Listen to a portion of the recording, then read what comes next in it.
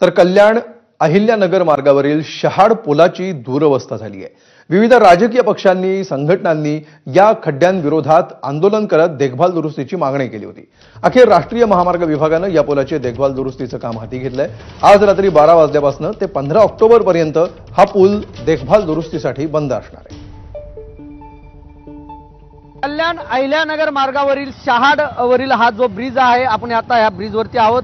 प्रशासनाने आज रात्रीपासूनच जवळपास 15 ऑक्टोबर पर्यंत हा ब्रिज देखभाल दुरुस्तीसाठी बंद ठेवण्यात आलेला आहे। त्यामुळे या ब्रिजवरून येण्यासाठी काही वाहतुकीमध्ये बदल करण्यात आलेले आहेत। आपण जर पाहिलं तर माळशेजकडून कल्याणकडे येणाऱ्या सर्व प्रकारच्या वाहनांना ठाणे ग्रामीण हद्दीतून डॅम फाटा मुरबाड येथे प्रवेश बंद करण्यात येत आहे। पर्याय मार्ग जो आहे तो सदर येणारी सर्व वाहने जी आहेत डॅम फाटा बदलापूर रोडने बदलापूर पालेगाव नेवाळी नाका मलंग रोड लोढापालाव शिरपा डायगर रोड पत्रीपूर कल्याण मार्गे इच्छितस्थळी जातील। त्याचप्रमाणे मुरबाड कडून शहाड पुलाकडे येणारे सर्व प्रकारच्या वाहनांना ठाणे ग्रामीण हद्दीत दहागाव फाटा रायता येथे प्रवेश बंद करण्यात आला आहे।